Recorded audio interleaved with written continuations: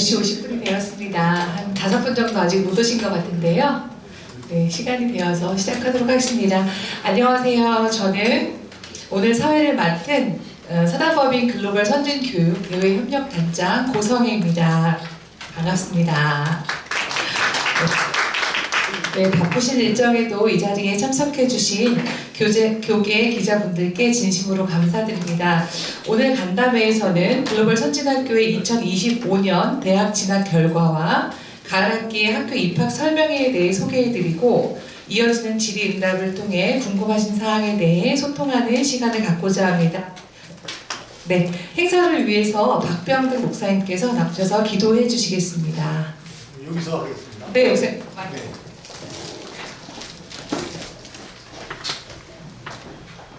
전능하신 하나님 아버지, 이 나라 이 땅에 많은 인재가 필요할 때에 하나님께서 글로벌 선진학교를 세워주시고 하나님 빛과 같은 많은 인재를 양성할 수 있도록 인도하심을 감사합니다.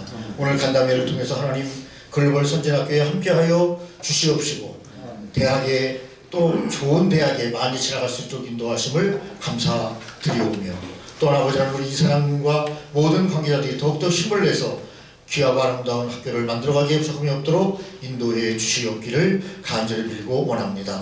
입학 설명회 위에도 주께서 함께하여 주시옵소서. 예수님 이름으로 기도 올리옵나이다. 아멘. 네, 목사님 감사합니다. 바로 시작하도록 하겠습니다. 먼저 사단법인 글로벌 선진교육 글로벌 선진학교의 설립자이신 남진석 이사장님께서 발표해 주시겠습니다. 안녕하세요. 네, 해주시고요. 앉아서 말씀을 드려도 되겠죠? 네.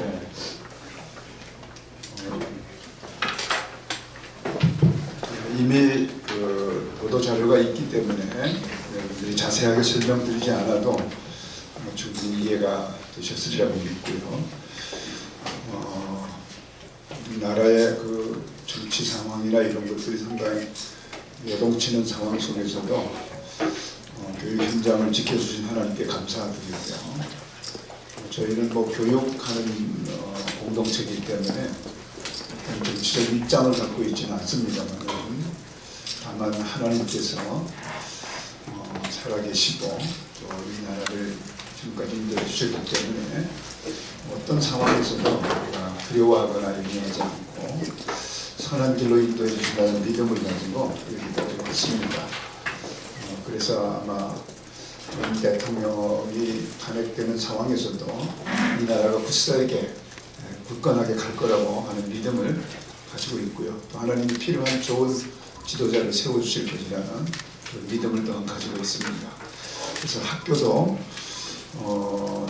우리가 좀 기대했던 바가 있었거든요. 그게 뭐냐면은 새 정부 들어와서 여야가 서로 협의되는 가운데에서 대안교육에 대한 정부 재정 지원을 늘리겠다.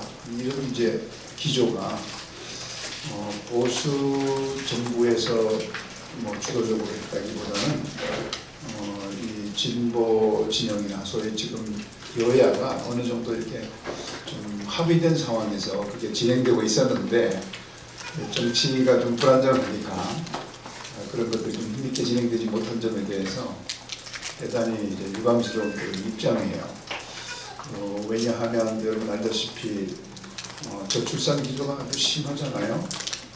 거기다가 대학학교가 조금은 난립하는 측면이 있거든요. 이제 잘못 얘기하면 좋은 의도로 설립하신 그 대학학교 설립자에게 좀 불편한 얘기가 될 수도 있기 때문에 참 조심스러운 얘기지만 이 소위 시장으로 설명하면 수요는 점점 줄고 있는데 시장은 점점 줄고 있는데 공급이 계속 늘어나는 좀 형국이다 보니 이제 교육 관점에서 보면 교육의 부실이 여실히 드러날 수 있는 여지가 있지 않는가. 그런데 이제 이것들도 일종의 각각의 개별 학교로 보면 다 뜻이 있고 다 뭔가 열정을 가지고 시작하는 일인데 이것에 대해서 함부로 말할 수 없는 측면이 있습니다. 그렇지만 전체적으로 보면 대한학교가 이대로 이런 식으로 계속 확장되는 측면이 괜찮은가? 예컨대 만약에 저는 이런 생각을 해보는 거예요. 지금 21세기가 요구하는 인재상은 충분히 교육받고 훈련받은 인재를 요구하는데 신앙적 가치만 지속적으로 추구한 학교 교육의 결과가 경쟁력을 가질 수가 있을 것인가?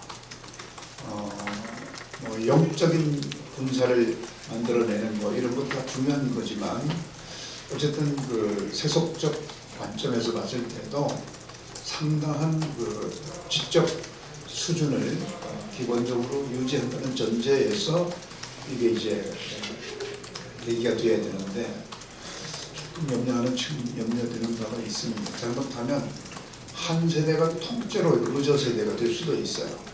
특히 이제 신앙적 열정을 가진 교회나 지도자들이 학교를 세우잖아요. 그런데 이제 이 학교 교육의 그 교육 과정이 충분히 제공되지 않았을 때의 그 결과를 어떻게 책임질 수도 없습니다. 왜냐하면 세대라고 하는 건 시간이 지나면서 계속 밀려나는 거기 때문에 이미 지나가는 세대에 대해서 어떻게 책임을 져줄 수도 없어요. 그러면 특정 세대가 상당히 그 경쟁력을 갖추지 못한 채 기독교라고 하는 어떤 그 한 세대가 좀 걱정이 되는 측면이 있습니다. 그래서 저는 이런 것들은 이제 언론에서 조금 다루어질 필요가 있다. 저희들은 당사자이기 때문에 사실 나서지 못합니다. 제가 지난번에 거점 중심의 그 잘 갖추어진 대안학교들이 좀 역할을 하고 일종의 컨소시엄 형태로 해서 교회가 같이 이렇게 하면 서로 윈윈이 되지 않겠나 이제 이런 얘기를 했는데 거기에 대해서 반발하시는 분들이 굉장히 많더라고요. 그러니까 너 잘났다 뭐 이런 식인 거죠. 그래서 이게 이제 이 당사자가 얘기하는 것은 적절치 않은 것 같고요. 그래서 그래도 교계에 언론이 있으니까 언론에서 좀 심층 취재를 해서 이런 문제를 좀 다루어주는 게 꼭 필요하다. 왜냐하면 한 세대가 금방 지나가잖아요. 한 10년, 20년이면 한 세대가 그냥 지나가 버리는데 이제 그 한 세대에서 교회에 몸담은 그 세대가 좋은 교육을 받고 좋은 신앙을 가지고 배출돼야 되는데 자칫하면 그것이 못할 수도 있다. 그래서 지금 미국의 경우에도 제가 뭐 미국하고 교류를 많이 하지 않습니까? 그런데 미국에는 뭐 아시다시피 이제 미국에 살다 오신 분들도 아마 계실 텐데 어지간한 규모의 교회는 거의 크리스천 스쿨이 있어요. 그런데 이제 이 크리스천 스쿨을 나온 친구들이 크리스천 대학을 갑니다. 또 이어서 대개는 대표적인 여기 위튼 컬리지라든가 또 리버티 컬리지라든가 또 각 교단의 이름을 내건 뭐 그런 학교들이 많이 있잖아요. 그런데 이런 학교들이 이제 학문적으로 과연 경쟁이 되느냐 했을 때는 상당히 우려가 되는 측면이 있죠.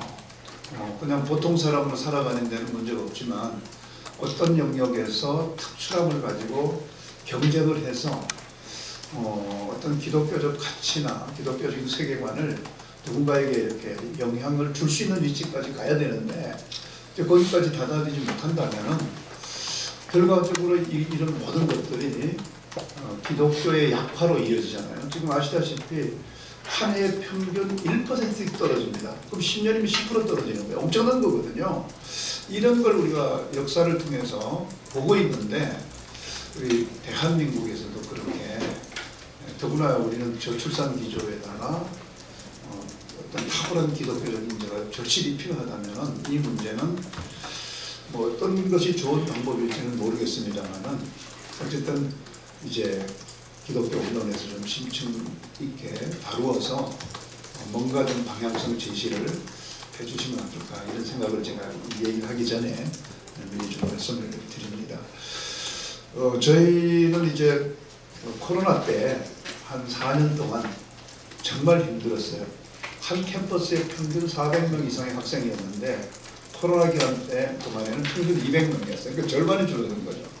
지금 이제 다시 회복해서 우상향돼서 지난 2년 동안에 평균 300명 이상으로 이제 올라가고요. 아마 내년까지 가면 거의 회복이 되는데 내년이 2026년이잖아요. 그러니까 코로나의 직격탄을 맞고 회복되는데 벌써 한 3, 4년 정도 이게 소요되고 그 기간 동안에 엄청난 재정적 손실이 있었죠. 이걸 이제 학교를 살릴 거냐 말 거냐. 뭐 예를 들면은 재정을 한 1, 20억 투자해서 살린다고 그러면 쉬운 일인데 거의 100억 가까이 투입을 해야 이걸 이제 유지하고 살릴 수 있으니까 너무너무 고민스럽고 힘들었어요. 캠퍼스 하나를 포기해야 되나 말아야 되나 뭐 이런 고민하면서 그래도 한 20년 동안 대한민국 기독교 교육에 있어서 일정 수준 교육과정이라든가 성과를 유지하고 있는 이 학교가 이런 일로 이제 넘어진다고 그러면 사실 이제 교계 기자님들 너무 잘 알겠지만 이런 일에 있어서 어떤 교회가 아무런 조건 없이 지원하는 풍토가 아니에요. 그냥 그건 너의 일이고 너의 비즈니스고 뭐 이런 것이지. 그런데 참 답답하잖아요. 어디 가서 이렇게 도움을 요청하기도 하고. 그러니까 결과적으로는 금융권에 가서 딜을 해서 상당한 그 비용을 차입을 해야 되고 하는 이런 이제 자칫하면 악순환 구조에 걸려가지고 사실 뭐 작년이나 재작년 정도에 문을 닫을 뻔한 측면까지 갔다가 정말 하나님의 은혜로 다시 되살아나서 이제 쭉 오는 거거든요. 이렇게 하다 보니까 이렇게 힘들게 세워진 학교들이 이런 기독교 교육이 너무 과당 경쟁이나 이런 것 때문에 질적으로 문제가 생기면 절대 안 되겠다 이런 생각을 자꾸 하게 되는 거죠. 이걸 어떻게든지 그야말로 저 역시도 기득권을 다 버리고 이걸 소위 교계 공공재로 완전히 내놓고 이걸 살리는 방안이 더 필요하겠다 이런 생각을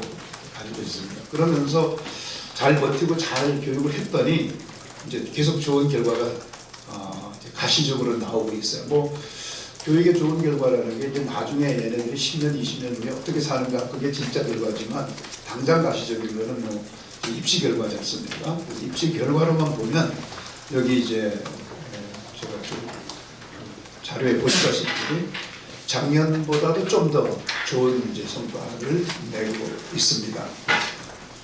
그리고 최근에는 이제 장학금을 뭐 4년 풀 스칼라십을 보낸다든가 뭐 이런 식의 장학금을 학생들이 꽤 많이 받으면서 가요. 그래서 이제 저희가 우리 학교를 설립하고 늘 걱정이 뭐냐면 자 우리 학교까지는 괜찮은데 얘네들이 국내 대학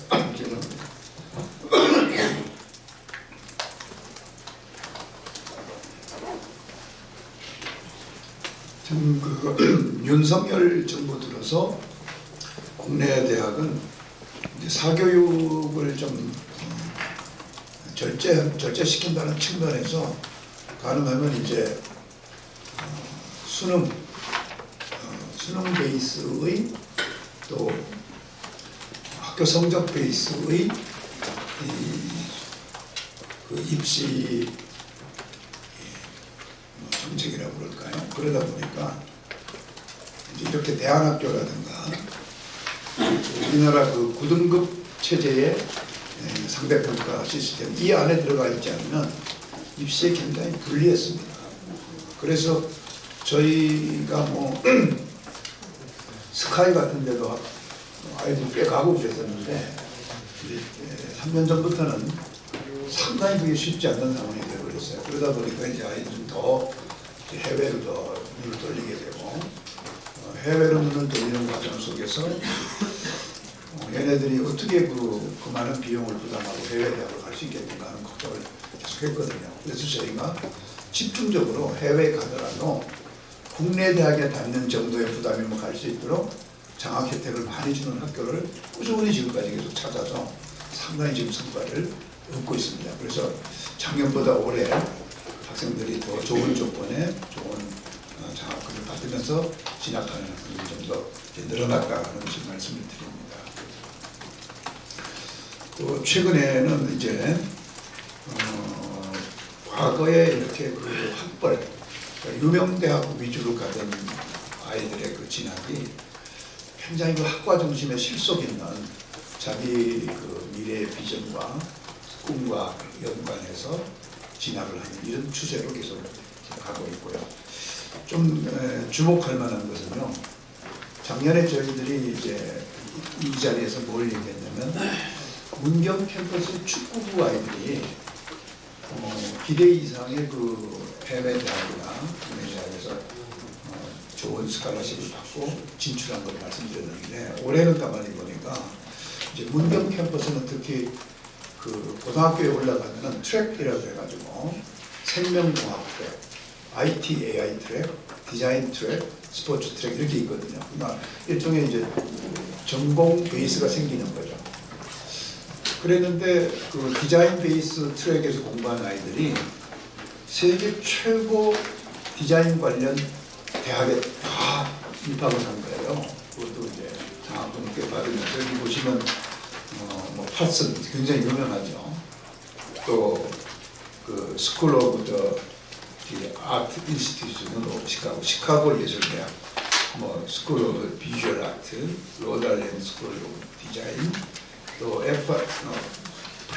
프렛이라고 해서 아주 유명하잖아요. 그래서 이제 이런 결과를 보면서 우리 교육이 아이들의 실업계 학교는 아니지만 어떤 그 산업 영역별 특화된 트랙을 만들어서 예컨대 이제 디자인 코스라고 그러면 아이들이 디자인과 관련된 과목을 더 많이 이수하는 거예요. 또 AI나 IT 전공이라고 그러면 그것과 관련된 전공을 고등학교 때 과목을 더 많이 이수하는 거죠. 또 뭐 생명공학 그러면 그것과 관련된 과목을 고급 과목을 더 많이 이수하는 거죠. 이렇게 했을 때 이제 그것과 관련된 그 대학에서 아이들도 선호해서 받아주는 이제 그런 측면인데 이번에 눈에 띄는 게 이 디자인 트랙에서 공부한 학생들이 세계적인 학교에 많이 진학한 것이 이제 특징이라고 볼 수가 있습니다.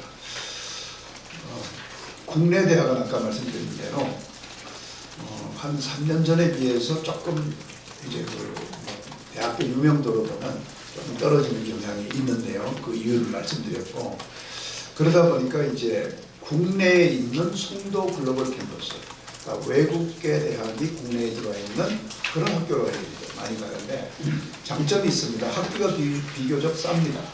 그러니까 해외에 있는 그 본교보다 송도가 조금 학비가 이제 싸니까 그것도 하나의 매력이라고 볼 수가 있습니다. 또 이제 입학 설명회가 좀 널리 알려지길 바라는데요. 지금 더 많은 대안학교들이 많이 생기면서 아주 뭐 이 학생 충원율을 확보하는 일이 이미 뭐 대학은 이미 뭐 벌써 오래전부터 그랬지 않습니까? 지방 대학에 가는 수모를 여러분들 아실 텐데요. 저희도 이제 학교가 시골에 있고 비교적 다 지방에 있다 보니 이렇게 수도권에 학교가 없다는 것이 갖는 아쉬움이 굉장히 커요. 그래서 이제 입학 설명회를 학교에서만 하지 않고 이번에는 좀 찾아가는 입학 설명회를 지역마다 하는 것을 계획을 하고 있습니다. 그래서 수도권, 대전, 천안, 중부권, 대구, 부산, 영남권을 저희들이 이제 5월부터 6월 초까지 찾아가면서 입학 설명회를 하기로 그렇게 했습니다. 3번을 한번 보시면요. 3번은 무엇이냐면 저희가 국제화 교육을 하지 않습니까? 국제화 교육을 한다는 것은 고등학교 정도에 이르러서는 거의 모든 과목을 영어로 수업을 한다는 뜻이 됩니다. 정부가 그 정한 국어, 그다음에 국사, 뭐 이런 것들은 굳이 영어로 할 필요도 없겠지만 나머지 과목들은 최소한 영어로 된 교과서를 가지고 공부를 하게 되는데요. 이제 그렇게 하다 보니까 중학교 때부터 우리 학교에 입학해서 영어로 고등학교 때 수업할 만큼의 영어 실력을 갖추게 하는 게 정말 힘들어요. 아주 쉽지 않거든요. 우리가 이제 고등학교 때 소위 말해서 그 토플이라고 하잖아요. 토플을 최소 80점 정도를 요구하는데 이 수준은 우리나라에서 다른 외국에 있는 대학이나 대학원을 갈 때 요구되는 토플 점수입니다. 토플 80점이에요. 근데 이거를 이제 중학교에서 고등학교 올라갈 때 그걸 요구하거든요. 그러니까 아이들이 중학교 과정에서 토플 80점 정도 수준의 영어를 할 수 있는 실력을 갖춘다는 게 정말 힘든 일이에요. 글쎄 어떻게 하면 효과적으로 가능할까? 물론 이제 글로 읽고 쓰고 하는 거는 어느 정도이지만 듣고 말하는 게 정말 이제 어려운데 요즘은 토플의 그 영역 중에 듣고 말하는 영역도 상당히 점수 비중이 높거든요. 그래서 이제 고민하다가 저희가 7학년 때는 아예 외국에 있는 우리 자매 학교에다가 1년 동안 이제 민박을 시키면서 저희 홈스테이를 시키면서 듣고 말하는 훈련을 한 1년 동안 시켜보자. 이렇게 해서 이제 작년에 처음 했습니다. 그 전에는 미국에 있는 우리 캠퍼스로 아이들을 많이 보내는데 미국에 있지만 우리 학생들이 다 가니까 도로 한국 캠퍼스 같이 되려나요. 미국에 위치했다는 것만 다르지. 물론 이제 한국에 있을 때 하고는 그 교사들이 다 이제 외국인이고 또 행정 관리하는 분들도 다 외국인이고 하는 이런 영어 노출의 정도는 높아지지만 이 수업을 같이 듣는 아이들이 다 한국 아이들이니까 상당히 효과가 떨어졌었죠. 그래서 그걸 좀 보완하기 위해서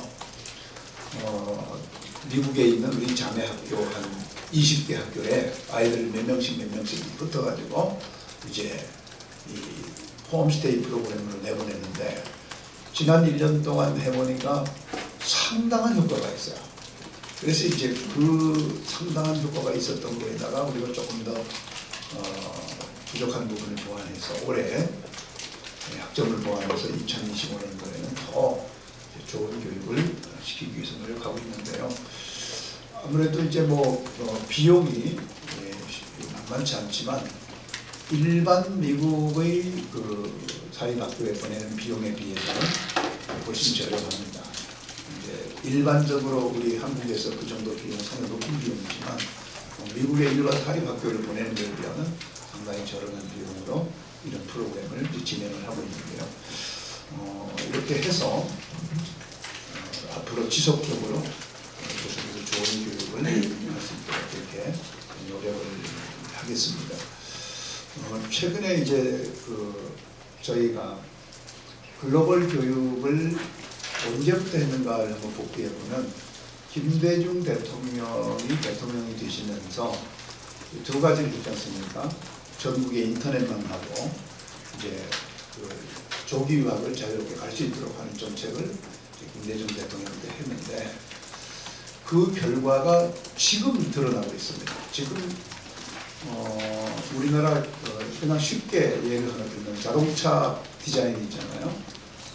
이제 세계적인 디자이너들은 다 한국 사람이에요. 거의. 그러니까 이 산업 디자인 쪽에서 이 유학파들이 어마어마한 실력 발휘를 지금 하고 있습니다. 또 영화 제작에 있어서 옛날과 달리 제작 기법이 전부 이제 그래픽이잖아요. 이 그래픽과 관련된 영화 제작 기법에서도 대부분 다 한국 기술자들이 압도적입니다. 다른 영역에서는 더 말할 것도 없죠. 거의 모든 산업 영역에서 이게 지금 그 결과가 나타나는 거예요. 그래서 여러분 아시다시피 지금 우리 대한민국이 국방력에 있어서 6위라고 하잖아요. 그럼 대한민국의 국방 산업의 핵심적 기술을 이끌어가는 기술 인력이 누군가? 이러다 보면 다 그런 글로벌 교육의 결과인 거거든요. 거의 모든 영역에서 그렇습니다. 저는 우리가 이제 이렇게 아이들을 어려서부터 외국으로 보내는 거에 대해서 민족 정체성이라든가 또 한국인으로서의 그런 정체성이 훼손되는 측면을 많이 걱정했어요. 애들이 외국에 가서 크면은 전혀 이제 한국에 같이 크지 않고, 그런데 저희 학교는 한국에서 한국인으로 키우면서 글로벌 역량을 강화시키는 측면이기 때문에 이 부분 저희 학교 교육 이런 면에서 저는 상당히 좋은 교육이다 이렇게 자부하고 있고요. 또 이제 저희가 어떤 걸 좀 선호하냐면은 학원식 집중 교육에 대단히 선호해요. 그래서 도심지에서 아이들을 이제 모아가지고 특정 교과들을 다 배제하고 집중 교과들을 집중해가지고 하면 상당히 결과를 냅니다만은, 그런데 이제 그렇게 됐을 때 정서교육이 완전히 결핍이 되잖아요. 그러니까 사람이 이 정서교육이 결핍이 되면 진짜 우리가 좀 심하게 말하면 짐승이 되는 거죠. 굉장히 영악스러운 사람들도 되는 거잖아요. 그래서 저희 학교가 이제 시골에 있다는 것이 보면 또 큰 장점인 것 같아요. 아이들이 대자연과 호흡하고, 또 우리가 막 그렇게 뭐 학원식으로 막 그냥 몰아붙이면서 이런 교육을 하는 게 아니고, 그야말로 이제 균형 잡힌 교육을 하는데도 불구하고 이런 입시 결과를 했다고 하는 것은 상당히 자부할 만한 그런 좋은 교육이라고 말씀드릴 수가 있습니다. 이사장이니까 학교 사람만 잔뜩 하면 이해해 주시기 바라고요. 어쨌든 이렇게 이제 좋은 그런 교육 결과를, 입시 결과를 냈다는 점을 자랑하고 싶어서 말씀드린 겁니다. 자, 여기까지만 하고 질문 있으시면 답을 드리겠습니다.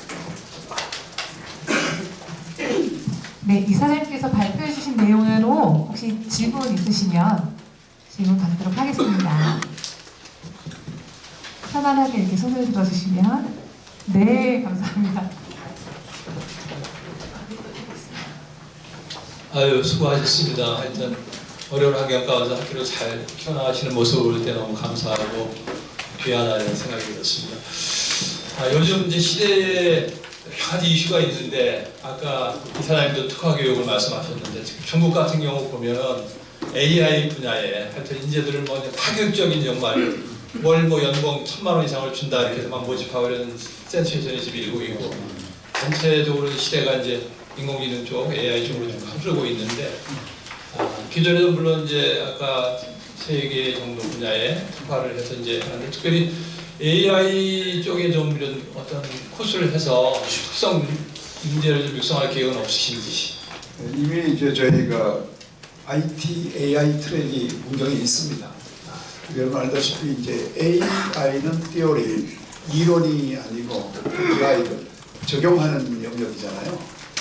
그래서 중고등학교에서의 AI는 AI에 관한 이론적 측면보다는 AI를 활용해서 어떻게 교육에 적용하느냐의 문제를 고민하고 있는데요. 그래서 AI 기술이라고 하는 것은 이제 소위 말해서 빅데이터에서 비롯되는 거잖아요. 데이터가 더 정확하고 진실할수록 그것을 토대로 나오는 인공지능의 질이 높아지는 거죠. 그래서 이 부분은 뭐 학교가 그것과 관련된 기술 교육을 할 필요는 없고요. 고등학교 과정에서는 두 가지입니다. 이런 그 빅데이터와 AI와의 관계, 또 이것을 연결하는 IT 기술과의 관계를 고등학교 과정에서 잘 가르쳐주고, 그리고 이 AI를 인공지능과 관련된 이런 그 적용 기술을 학교 교육에서 어떻게 학교 교육을 발전시키는 데 쓸 것인가, 이걸 고민하는데, 저희 학교는 그런 면에서는 굉장히 앞서고 있습니다. 왜냐하면 이미 그 IT, AI 트랙이 따로 있고, 또 학교에서 교사들이 AI를 어떻게 그 학교 교육에 적용해서 더 나은 교육을 만들 것인가, 더 나은 교육을 하는 도구로 쓸 것인가에 대해서는 지금도 지속적으로 고민을 많이 하고 있고요. 그래서 저희가 이제 글로벌 유스 포럼이라고 전 세계 중고등학생들을 저희들이 모아가지고 이제 특정 주제를 두고 디베이트를 시키는 그런 행사가 있어요. 글로벌 유스 포럼에서. 그래서 매년마다 이제 전 세계에서 우리 자매 학교들이 대표를 파견하고 걔네들하고 이제 겨루는데, 작년부터 계속 주제가 이제 AI 관련 주제입니다. 그래서 저희들이 그런 면에서는 선도하고 있다. 자부심을 갖고 있습니다. 알겠습니다. 네, 기자님 감사합니다. 혹시 소속하고 성함 말씀해 주시면 참고하도록 하겠습니다. 말씀해 주세요. 여기는 사무실입니다. 네, 감사합니다. 네. 저기, 네네네. 예, 데일리 구뉴스 김식규 기자인데요. 제가 이거 대한학교에 대해서 잘은 몰라서 좀 드리는 어리석은 질문일 수도 있겠는데, 아까 초반에 이제 목사님께서 뭐 대한학교가 막 난립하는 뭐 그런 좀 말씀하셨는데, 사실 제가 갖고 있는 이미지로는 대한학교 하면은 그 소위 말하면 상위권 그 부유층이 갈 수 있는 학교고, 우리 일반 서민들은 갈 수 없는 학교. 내 아이를 대한학교에 가서 좀 더 어떤 기독교적인 가치관을 지닌 이런 아이로 교육하고 싶어도 워낙 비싸니까. 그래서 저는 이 문제가 좀 해결돼야 되지 않느냐. 그런 것도 뭐 그 학비를 저렴하게 하든지, 아니면 그 장학금을 좀 뭐 많이 줘서 많이 혜택받고 많은 좀 강하더라도 이런 아이들도 좀 대한학교에서 좀 공부를 해서, 그래서 좀 더 큰 인재로 쓸 수 있는 사람들에서는 그런 게 없을까 하는 생각에서 한번 여쭤봅니다. 네. 같은 고민인데요. 사실 대한학교가 많은 그 등록금을 받을 수 없는 원인 제공자는 정부입니다. 왜냐하면 여러분 알다시피 이제 우리나라 중고등학교에 1인당 정부 교육비 지출 평균은 2천만 원이 넘어요. 그러니까 일반 학생들은 정부가 제공하는 공립학교에 재학하면서 한 학생당 평균 2천만 원 이상을 쓰고 있는 겁니다. 근데 이제 대한학교에는 정부가 지원을 하지 않죠. 그래서 저희가 이걸 이제 위헌이다. 아니 더군다나 저희 학교처럼 정부가 인가된 학교에는 왜 명을 하냐? 정부가 공식 교육기관 인정해놓고, 그러니까 비용이 높아질 수밖에 없고. 근데 그 비난을 고스란히 대한학교가 받고 있어요. 그 귀족 학교다 막 이런 식으로 하는 그 손가락들을 우리가 받고 있는 거예요. 그도 그럴 것이 학생 한 명당 정부가 지출하는 예산은 1인당 2천만 원이 넘는데, 우리에게는 한 푼도 안 주거나 신용, 예를 들면 점심값 정도, 교복비 정도, 그거 해봐야 뭐 얼마 안 돼요. 정부가 쓰는 돈에 비하면 진짜 얼마 안 되죠. 그리고 저희 학교 같은 경우는 정부 프로젝트, 정부 기관에서 하는 프로젝트에 응모해가지고 그걸 따가지고 뭐 표 조금씩 이렇게 도움받는 그런 정도예요. 근데 그 모든 대학교가 그렇게 하지는 못하죠. 그래서 이제 저희가 재작년부터 정부가 재정 지원을 해라. 그러면 아이들이 이렇게 많은 비용을 내지 않고도 얼마든지 학교에 다니지 않느냐. 그래서 이제 굉장히 그 건강한 쪽으로 논의가 됐어요. 건강한 쪽으로 논의가 됐다는 거는 대한학교가 천차만별이니까 정부가 표준 조직을 주고 표준 편제를 정부가 줄 수 있잖아요. 예를 들면은 뭐 표준 편제 몇 명까지는 교장 한 명, 교감 몇 명, 무슨 교과교사 몇 명, 뭐 그 행정교사 몇 명 이렇게 할 수 있잖아요. 그리고 더 쓰는 거는, 더 편제해서 쓰는 거는 학부모님들이 내고, 그 표준 편제 안에서 그 안에서 운영하겠다는 데는 그대로 정부가 인건비 줄 수 있잖아요. 그 다음에 일부 이제 그 필수 교과 운영에 따른 여러 가지 이제 운영비도 정부가 이미 공립학교에서 충분히 그 산정할 수 있는 근거가 있기 때문에 그렇게 해서 재정 지원을 할 수 있잖아요. 그 다음에 또 하나는 뭐냐면, 그게 어려우면은 누리과정처럼 아예 교육 급여로 줄 수도 있지 않나. 어떤 학생이 공립학교를 포기하고 정부가 인정하는 학교로 갔을 경우에는 그 아이에 대해서 아예 교육급여, 소위 바우처로 해라. 그러면은 뭐 지금 누리과정에서 아이를 보내고 계신 분 계시나요? 여성분들? 그때가 다 지나친 거예요. 네. 어쨌든 뭐 얼마씩 주잖아요. 한 아이에 대해서 얘가 그걸 가지고 어떤 교육을 하든지 알아서 부모가 결정하는 것처럼, 대한학교나 또 이런 어쨌든 정부 그 공교육 안에 있지 않고 다른 교육을 선택하는 경우에는 하나의 뭐 1년에 교육비를 1,000만 원 주던가 2천만 원 주던가 하여튼 정부가 정해서 주면 그거를 가지고 그 대학학교에 가면은 굉장히 이 교육비 부담이 확 줄어들잖아요. 그렇게 추진이 지금 되고 있었어요. 예, 되고 있어서 우리가 2025년도 기대를 많이 했는데 이게 이제 정부가 스탑되는 이런 사달이 생겨가지고 아마 뭐 곧 되지 않겠습니까? 아마 기대하기는 한 2026년쯤에는 어떤 형식으로든지 되지 않겠나 싶어요. 근데 이제 이런 게 있는 거예요. 가령 자 이게 이제 교육급여 바우처 개념으로 하려니 경쟁력이 약한 학교에는 학생들이 지원 안 하잖아요. 그럼 거긴 사실상 지원이 안 되잖아요. 경쟁력이 있는 학교로 학생들이 몰리게 되잖아요. 이것도 이제 문제인 거예요. 그래서 이제 바우처는 이런 또 위험이 있으니까 아예 표준 편제에 의해서 이 인정된 학교에는 거기에 따른 운영비를 인건비 플러스 운영비를 주는 게 더 합리적이다 이런 얘기도 있고요. 근데 어떻게 할지는 뭐 정부나 국회가 다시 정하지는 않은 것 같아요. 근데 큰 원칙 주기는 줘야 되겠다. 이런 거는 이제 정한 것 같습니다. 이건 뭐 여야가 같이 공감대를 이루어보기 때문에 뭐 정권이 어떤 거에 나는 상관없이 그렇게 될 것으로 기대하고 기도하고 있습니다. 네, 여기 기자님 먼저. 네. 예, 저 교회납신문의 차진태 기자입니다. 오늘 뭐 내용이 이제 입시 진학 결과에 관한 부분이니까 이걸 좀 연결시켜서 질문드리고 싶은 게요. 사실 글로벌 선진학교는 그동안 이렇게 매번 간담회 때마다 굉장한 입시율을 자랑하셨었는데 근본적인 의문은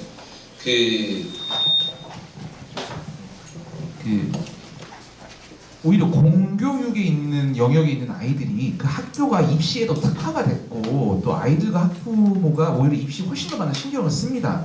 또 어쩌면은 사실 이렇게 말이 공교육이지 그들이 가장 사교육의 영역에 더 가깝기도 하거든요. 대학 입시를 위한.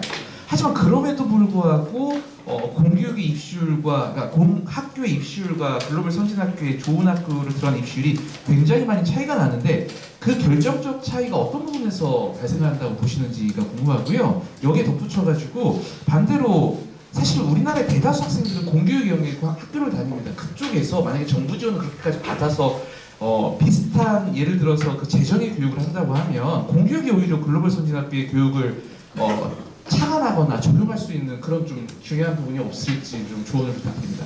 정부는 아시다시피 이제 큰 틀에서는 10년 단위로 교육과정 개혁을 하죠. 그래서 이제 교육과정 혁신을 10년 단위로 하거든요. 저희는 5년 단위로 해요. 더 발빠르게 대처해야 됩니다. 그래서 이제 왜 글로벌 선진학교하고 그렇게 정부가 더 조직적으로 교육하는 공교육하고의 입시 결과가 이토록 차이가 나는가? 몇 가지 이유가 있다 보니 첫째는 이제 효율의 문제인 것 같아요. 정부는 이거는 이제 교육행정 공부하는 분들 다 압니다.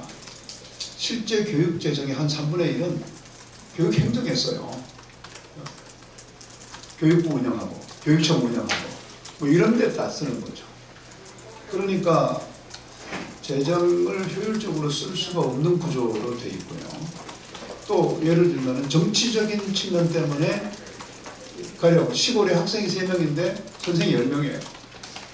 선생만 10명이 아니고 교사 그대로 다 있잖아요. 그러면 학교 건물 이거 유지해야 되잖아요. 이런 비효율적 측면이 어마어마하게 많습니다. 그럼 그 학교 왜 문 닫지 못하는 이유가 뭡니까? 강력한 국회의원이 있다든가. 저는 우리 지역의 학교를 어떤 학교도 문 닫지 않게 하겠습니다. 뭐 이런 거 있잖아요. 그러면 뭐 정치적인 부호가 뭐 이거 아닙니까? 그러니까 문 닫고 통폐합해야 될 학교가 수록해요. 그리고 아니 도대체 한 30-40명밖에 안 되는 학교에 뭐 교장님 왜 계세요? 도대체. 예를 들면 이제 교장만 있는 게 교감도 있고 다 있어요. 이러니까 이제 이런 비효율적 측면이 정치적 이유로 살아있는 겁니다. 그러니까 국가교육 예산이 굉장히 비효율적으로 낭비되는 측면이 가장 아닌가. 두 번째가 뭐냐면 교원의 열정이에요. 요즘 교사들은 학생들에게 가능하면 최소의 간섭만 하려고 해요. 괜히 더 깊이 들어갔다가 호되게 혼나니까 그냥 뭐 적당한 선에서 그냥 신용만 하는 측면이 크죠. 그래서 교사들도 자괴감을 느끼고 일찍 그만두고 싶어하는 분들이 꽤 있거든요. 그런데 이제 저희 학교 같은 경우는 교사들이 부모보다 더해요.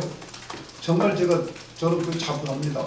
우리 교사들에 대해서 제가 아주 자랑스럽게 얘기하는 부분은 어디서 저런 사람들이 왔나 싶을 정도로, 물론 몇 번은 좀 나갔으면 싶은 사람도 있긴 있지만은 그래도 거의 대부분의 교사들이 진짜 부모같이 이렇게 아이들을 사랑하는 그 열정을 가지고 대하거든요. 그러니까 아이들이 그런 결과를 낼 수밖에 없는 거예요. 그리고 세 번째가 뭐냐면 신앙의 힘이죠. 특히 크리스천 학교는 아이들이 하나님을 개인적으로 인격적으로 예수님을 영접하는 순간 엄청난 변화가 있기 때문에 그때부터 아이들이 자기 주도가 되고 누가 간섭하지 않아도 되고 이러면서 이런 성과를, 사실 우리가 학교 교육 과정을 보면은 일반 학교 다니면서 학원 다니는 아이들에 비해서는 학습량이 되게 적어요. 그래서 어떤 아이들은 그게 불만이라서 학교 그만두는 애도 있습니다. 왜냐하면 불안하거든요. 아니 밖에 있는 친구들은 학교 갔다 와서 막 밤 11시, 12시까지 계속 해도 뭐 인석을 할까 말까 한다는데, 아 이놈의 학교는 맨날 놀라 그러지, 뭐 무슨 행사 있지, 축제 있지, 뭐 맨날 이러고 있으니 얼마나 불안하겠어요. 그러니까 이제 그것 때문에 그만두는 애도 실제 있어요. 그만큼 이제 우리 교육의 전반적인 풍토가 그런 학습 위주로 된 것을 추구하는 거죠. 그래서 뭐 저희가 큰 행사할 때 학부모들에게 제가 야단치는 게 늘 뭐냐면, 너무 애들 그렇게 달달 볶으려고 그렇게 요구하지 마라. 뭐 그러려면 그냥 일반 학교 들지 왜 여기 왔냐? 뭐 이런 식으로 얘기하는데 제가 늘 하는 멘트에 이런 부분들이 이제 기자님의 질문에 제대로 된 답인지 모르겠지만 그런 측면이 있다고 합니다. 네. HEB 한반도 방송의 전태석 기자입니다. 자, 국내적으로 봤을 때 많은 대학들이 학생 수가 모자라서 지금 난립니다. 그러니까 제가 이제 글로벌 선진 학교가 경영적인 측면에서 제가 이제 물어보는데요. 대외적으로 이 다른 대학에서부터 이런 그 위협적인 그 어떤 저항적인 요소가 있을 수 있다고 우리 생각합니다. 왜냐하면은 우리나라 신학교도 보면은 90%가 외국 사람이 들어오고 10%는 한국 사람 한 그런 상황이 됐어요. 우리는 외국 가고 외국 사람 우리나라 들어오고 이렇게 되다 보니까 야 이게 정말 성공적인 교육이 돼야 되는데, 그러니까 제가 보기에는 적어도 우리 국내에서 교육을 하면 100이라 치면은 외국에는 400 내지 500이 된다고 저는 생각해요. 그러면 여기 선진학교가 한 200에서 300 정도 경비가 들어가지 않겠나 하는데, 만약 그렇다면 많은 돈을 들여서 우리가 시킬 적에는 좋은 대학을 가는 것도 외국이 중요하지만은 그 대학을 졸업해서 그 다음에 진로에 대해까지 그 부분까지 선진학교가 그까지 리서치하고 신경을 써야 되지 않겠나, 그 부분에 대해서 한 말씀 해주시면 감사하겠습니다. 저희 학교를 졸업한 학생들이 약 2,000명 정도 됩니다. 약 20년 되는데요. 근데 이제 어느 학교보다 그 졸업생들을 추적 관리하는 게 이제 우리 학교 특징이에요. 목사님들 신방하듯이 제가 전 세계를 찾아다니면서 학생들을 점검합니다.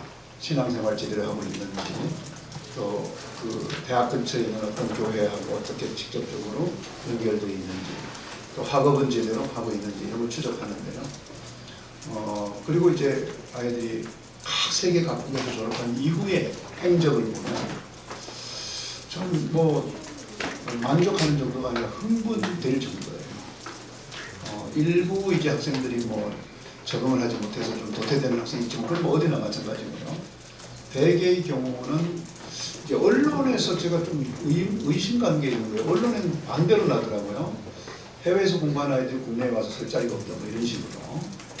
근데 우리 학교 졸업한 학생들 보면 설 자리가 없는 정도가 아니라 뭐 엄청나게 그 선호적인 입장이 돼가지고 소위 이제 스카웃이 돼 가는데 뭐 예컨대 그 우리나라를 대표하는 그 아이돌 그룹 있잖아요. BTS의 뭐 국제 뭐 마케팅 담당 우리 학교 출신이에요. 예를 들면요.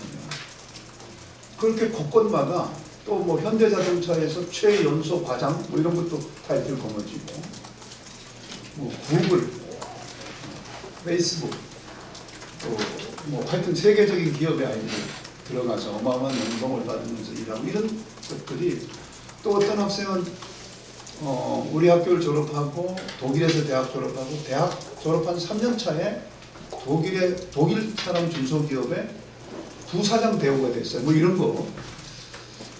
걸 보면서 저는 말하자면 이제 투자 대비를 굳이 본다면 야 이만큼 투자하고 이만큼 얻는 거라면 그래서 저는 이제 우리 그 부모들 놓고 얘기할 때는 전에는 우리 아이들 이렇게 키우면 이렇게 될 겁니다 라고 얘기하기 했기 때문에 자신이 좀 없었는데 지금은 이렇게 교육했더니 이렇게 됩니다 라고 말할 수 있어서 굉장히 자신감 있게 얘기할 수 있습니다 라고 이제 하거든요. 그래서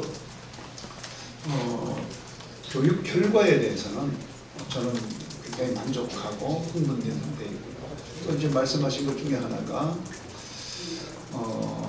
어쨌든 지금 이 저출산 시대의 학생들을 확보하기 어려울 텐데 그 문제와 관련해서는 저희도 어려움을 겪고 있지만 비교적 선전하고 있습니다. 비교적. 그러니까 뭐 막 엄청나게 몰려와서 뭐 경쟁률이 몇 대 몇 이렇게 되진 않지만 그래도 다른 학교들에 비해서는 상당히 충원률이 높은 편에 있고요. 또 최근에 이제 한 3년 전에 정부가 저희 학교 같이 이렇게 기숙사를 잘 확보하고 있는 학교에 대해서는 외국 학생을 받을 수 있게 비자를 줄 수 있게 해줬어요. 그래서 이제 아마 올해부터 본격적으로 외국 학생들이 오기 시작하거든요. 저는 이렇게 생각합니다. 학교를 유지하는 데 따른 그런 측면도 있지만 그거보다는 이 기회에 확실하게 우리가 그 출신 국가에 영향력을 끼칠 수 있는 인재로 키워서 정말 그 선교사적 사명을 가지고 이 아이가 나중에 우리 본국에서 좋은 역할을 할 수 있기를 바라는 마음으로 하나님이 주신 기회다 이렇게 생각을 하고 있습니다. 네, 오늘 나눠드린 자료에 보시면 주황 색깔 책자가 있는데요. 동문 스토리 책자를 좀 넣었습니다. 한 2,000명 정도 지금 이제 졸업생이 배출이 됐는데요. 다 담진 못했지만 여러 학생들의 스토리를 좀 담아본 책자를 좀 참고해 주시면 좋을 것 같습니다. 혹시 또 네 기자님. 마지막 질문. 그래요? 크리스천의 중 임경래 기자입니다. 저기 세계화 추세에도 불구하고 학부모들 중에는 그 아이들을 외국에 보낼 생각이 없는 분들도 계시거든요. 네. 그 국내 대학 중에 이제 좋은 대학을 보내고 싶은 마음을 가지고 있을 때 아까 말씀하신 이 자료에 있는데 국내 대학 진학과 관련해서 글로벌 선진학교가 좀 불리한 상황이라고 네. 되어 있어요. 여기에 대해서 어떻게 해법을 모색할 예정이신지 궁금합니다.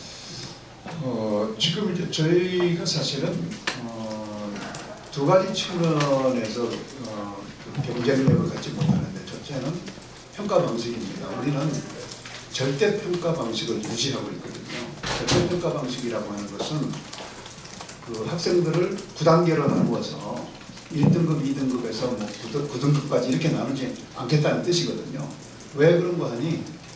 아이들이 이렇게 등급을 나누기 시작하면 이제 아이들끼리 적이 되는 거예요. 딛고 일어서야 올라갈 수 있습니다. 그리고 다 잘해도 결과적으로 이걸 등급으로 나눠야 되거든요. 절대 평가는 알다시피 모두 잘하면 모두가 1등이잖아요. 다 A풀이면 다 A풀이잖아요. 근데 이것이 이제 국내 대학에서는 이 성적 평가를 이걸 인정을 안 하려고 하는 거예요. 그런데 아이들에게 국내 대학을 잘 보내기 위해서 우리가 이 9등급 체제를 확보하면 이러면 이제 지금은 우리 아이들이 막 엄청 서로 도와줘요. 우리가 이제 그 peer tutoring이라고 영어식으로 동료 간 이제 학습 도움이죠. 그래서 아이들은 진짜 너무 잘 지내요. 서로 도와주면서 누가 힘들다 그러고 가서 막 도와주고 이런 좋은 분위기인데 만약에 이거를 이제 상대평가 체제로 바꿔버리면 뭐 학교 분위기가 되게 아주 나빠지겠죠. 이런 측면이 있고요. 두 번째는 국내 대학은 대체로 수능 베이스입니다. 근데 저희는 이제 국제화 교육을 시키다 보니까 수능 베이스 교육을 할 수가 없어요. 수능 베이스로 가는 순간 완전히 입시 학원처럼 해야 됩니다. 그냥 늦게 가지고 그렇고 막 애들 그냥 잡들이 하고 이렇게 해야 되는데 저희는 오히려 역량 위주, 스팀 교육이라는 게 이제 융합적 사고력을 키우는 거잖아요. 그러니까 국내에서도 이제 그 정부 기관으로서 융합 교육을 연구하는 기관이 있을 정도입니다. 그런데 우리나라 학교에서는 그걸 채용을 안 해요. 왜냐하면 입시에 도움이 안 되거든요. 보통. 그래서 교육 정책이 이런 융합적 사고를 길러주는 그런 교육을 하자고 한다면 입시 체제도 같이 전환시켜줘야 되는데 대학의 입장에서 보면은 뭔가 이게 이제 변별이 있어야지 되겠는데 이 성적이 제일 변별력이 좋잖아요. 딱 100점 단위에서 쫙 점수가 나오니까 이걸 포기를 못하는 거예요. 그래서 이제 저희는 그럼에도 불구하고 아이들을 그렇게 교육시켜서는 진정한 인재가 될 수 없다라는 관점에서 이 스팀 교육, 스팀 교육은 뭐 아시겠지만 이제 스팀 교육으로 대표되는 게 두 가지거든요. 하나는 비즈 스쿨이에요. 학생들이 직접 이런 물건을 아이템을 내가지고 설계해서 제작해서 팔아보는 겁니다. 그럼 이 아이템을 설정하는 과정부터 다양한 회의를 해야 되잖아요. 그러니까 이 물병 하나만 해도 누구에게 언제 어떻게 공급할 것이냐에 따라서 디자인이 바뀌어야 되고 물병 크기가 바뀌어야 되고 물병 재질이 바뀌어야 되는 거잖아요. 그리고 아이들이 실제로 마켓을 해보는 거죠. 팔아보는 거죠. 그럼 이것을 아이디어를 내고 설계하고 제조하는 모든 그 이론들을 아이들이 익히지 않고서는 할 수가 없는 거예요. 그래서 융합적 교육이 되는 거잖아요. 이게 비즈스쿨입니다. 그래서 저희 학교의 비즈스쿨은 한국의 탑이에요. 이게 한국의 탑이면 거의 세계적인 탑입니다.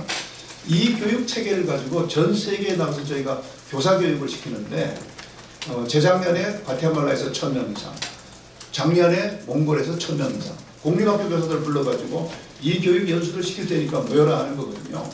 그리고 올해는 카자흐스탄에 할 예정이고요. 계속 이제 수천 명의 그 교육이 좀 낙후됐다는 지역에 찾아가서 이런 앞선 교육을 연수하게 되는데 그만큼 우리가 이 융합 교육에 있어서 앞서고 있기 때문에 이제 되는 거고요. 그 다음에 이 스팀 융합 교육의 두 번째가 뭐냐면 R&E입니다. Research and Education. 그리고 애들이 논문을 쓰는 거예요. 이 모든 과정에 대한 거를 다 논문을 써서 논증하고 그렇다라고 명제를 결론을 내는 걸 훈련을 시키거든요. 요즘 대학원도 논문 안 쓰고 석사 주는 게 많습니다. 그런데 우리 아이들은 고등학교 과정에서 이렇게 해요. 근데 이런 거 하는데 언제 수능 공부합니까? 그런데 저는 수능으로 잘 훈련된 아이들보다 얘네들이 사고력에 있어서 훨씬 앞선다고 보는 거예요. 당장 좋은 대학교 간판을 얻지 못하겠죠, 한국에서. 그렇지만 이렇게 키워진 아이들이 결국 세상을 바꿀 거라고 생각하고 있습니다. 답이 되는지 모르겠습니다. 네, 궁금한 거 이제 없으시죠? 이것으로 질의응답 시간 마치도록 하고요. 네, 폐회기도 해주시고 마칠 텐데 그 끝나고 나서 다 같이 한번 단체 사진 촬영하시고 돌아가 주시면 감사하겠습니다. 이사님께서 폐회기도 해주시고 마무리하도록 하겠습니다. 하나님 아버지 감사합니다. 이렇게 우리 교계 기자님들과 학교가 개교한 이래로 계속 아름다운 관계를 맺게 하시고 더 순수한 마음으로 정론을 펼치며 한국 교계의 흐름을 주도하는 우리 교계 언론인들이 저희 학교에 대하여 이렇게 알게 해 주시고 보도해 주시고 또 감사를 드립니다. 저희들 오만하지 않고 자만하지 아니하고 오직 겸손한 마음으로 교육을 하나님 나라 확장을 위하여 탁월한 인재를 키우는 일에 집중하고자 합니다. 하나님께서 도우시고 인도하여 주옵소서. 오늘 함께한 교계 언론인들을 축복하시고 그들의 발걸음을 늘 주께서 인도하여 주옵소서. 귀하고 귀한 시간 받아 주심을 감사하며 예수 그리스도의 이름으로 간절히 기도하옵나이다.